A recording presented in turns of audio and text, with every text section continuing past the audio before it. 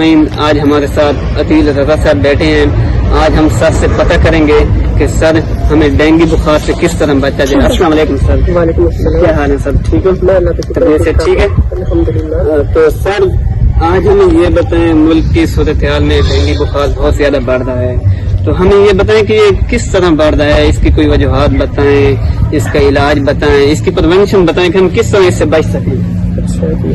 آج کل جو سیلابی صورتحال ہے جی اس کے بعد ڈینگی بخار جو ہے وہ بہت زیادہ ہے. تو سب سے پہلے ہم دیکھتے ہیں کہ ڈینگی بخار ہوتا ہے.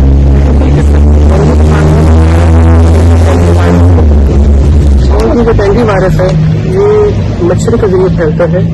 جب ایک متاثرہ شخص کو مچھر کاٹتا ہے اور دوسرے جا کے نارمل پرسن کو مچھر کاٹتا ہے تو اس شخص کو جو ڈینگی وائرس ہے وہ منتقل ہو جاتا ہے. ٹھیک ہے سر، یعنی کہ انفیکٹڈ بندے کو جب یہ کاٹے گا تو اس کو پھر نیا مچھر آئے گا، وہ کاٹ کے دوسرے بندے کو ٹرانسفر کرے گا جو ہیلتھی ہوگا. ٹھیک ہے سر. اب کہ اس کی پہچان کس طرح ہوگی کہ مجھے ڈینگی بخار ہو گیا ہے یا نہیں ہے؟ اس میں دیکھیں جو ڈینگی کی جو ڈینگی کے بخار کی سب سے بڑی علامت ہے وہ ہوتا ہے بخار. عام طور پہ اس میں بہت زیادہ تیز بخار ہوتا ہے کیونکہ عام طور پہ 104 تک ہوتا ہے. ٹھیک ہے سر. اور بخار کے ساتھ اور بھی بہت سی علامات ہو سکتی ہیں، جیسے جوڑوں میں درد ہوتا ہے، سر میں درد ہوتا ہے. اور اگر اس کی صرف یہ بتائیں کہ اس کا علاج کس طرح کیا جائے؟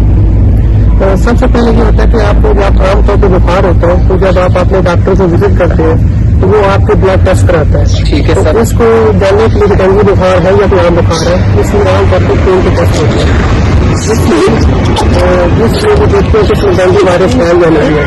تو اس ٹیسٹ کرنے کے بعد اس کے علاوہ ایک عام ٹیسٹ ہے جس کو ہم CBC بولتے ہیں.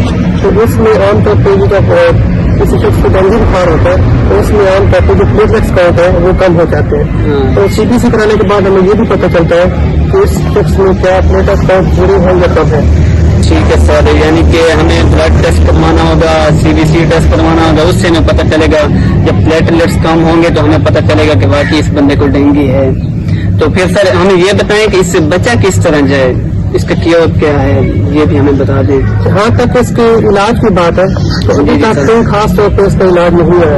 عام طور پہ یہ وائرل انفیکشن ہے جو کہ 2 سے لے کر 7 دن میں ختم ہو جاتا ہے. تو اس میں یہ ہوتا ہے کہ جب مریض کو بہت تیز بخار ہوتا ہے تو بخار کی دوائی دی جاتی ہے، اس کے علاوہ طاقت کی دوائی دی جاتی ہے اور اس کے علاوہ خون کے بار کا ٹیسٹ کیے جاتے ہیں. یہ جو مریض ہے اس کے جو خون کے صفات کے لیے جو خون اپنے مدد کرتے ہیں کہ وہ بہت زیادہ ان کی تعداد کم تو نہیں ہو رہی.